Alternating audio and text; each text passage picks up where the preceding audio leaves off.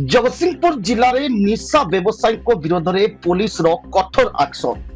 SP अंकित वर्मा दायित्व ग्रहण करने पर ऑपरेशन प्रहार निशा कारोबारी भयंकर स्वप्न पलटि।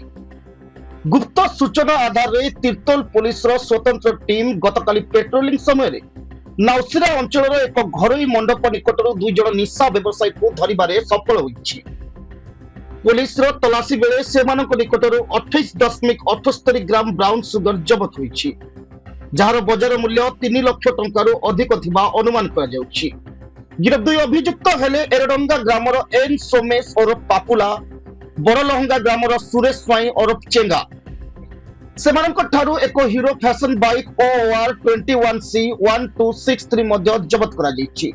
ए घटना रे एनडीपीएस केस नंबर 54/2026 रजू करा जाई गिरफ 2 जन को डाक्तरी परीक्षा पर कोर्ट चालान करा जाइछि।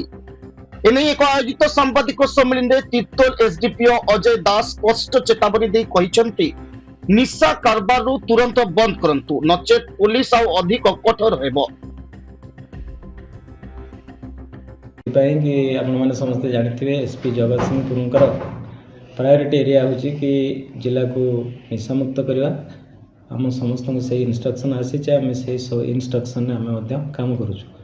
से मु गत 12 जनवरी तीर्तोल सब एसडीपीओ भाव जॉइन करी। पूरा टीम आम 5टा थाना मो अंडर काम करुँ।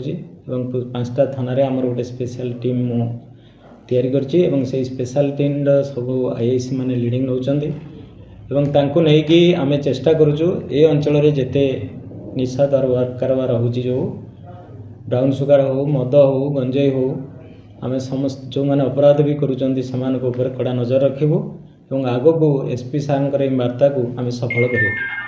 एही परिप्रेक्षी रे हमर तीर्तोल थाना अधिकारी एवं तांकर टीम बड़ सफल पाइचंदी। हम प्रयास रे तांकर टीम गतकाली हमर जो बिणापाणी मंडप निकट रे SH12 2 जन बाइक रे आसुले 2 जन निशा व्यापारी को धरबार सफल होइचंदी एवं सेमान को हमर निकटस्थ स्थानीय एडिशनल तहसीलदार गार्गी विश्वमित्रा को उपस्थित रे साक्षी मान को उपस्थित रे आमे तांकर तलाशी नैतिलु। गोटे बाइक मिलिछि एवं तांको पाखरु 28.68 ग्राम ब्राउन सुगर मिलिछि एवं सेमाने एक लोकल अंचल स्थानीय अंचल कारबार करुथिले, जहाँफल कि बहुत युवक ये निशा खाई खराब होती, सोसाइटी खराब प्रभाव पड़ुछि एवं से माने कोटू ब्राउन सुगर आनिले एवं को अंचल बेपार करते आमर फर्दर इन्वेस्टिगेशन चली।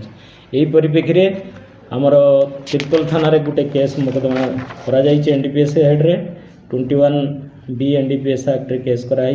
केस नंबर होची 54/26 एवं तार तदंत चली एवं से तदंत रे आमे गोटे गाड़ी से पाखर बाइक सीज करिछु। से गाड़ी गोटे OR 21C 1263 एवं आमर आरी उपरे फर्दर इन्वेस्टिगेशन चली। आपण माध्यम रे कहवाक चाहूँगी कि तीर्तोल सब डिविजन एरिया रे जो 5टा थाना अच्छी से 5टा थाना अंचल रे आगो को आमर यही अभियान जोरदार चलिबो एवं आपण मानकु कथा दउछु आमे कि निशा कारबार संपूर्ण बंद करिवारे आमे चेष्टा करू। ब्राउन सुगर मूल्य केते? प्राय ब्राउन सुगर जेतिक आम पाखरे सीज होइछि 3 लाख ऊपर तार अनुमानिक मूल्य हो।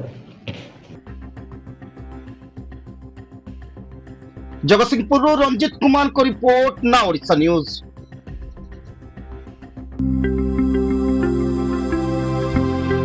लेटेस्ट न्यूज अपडेट पाई www.naodisha.com को लॉगिन करंतु।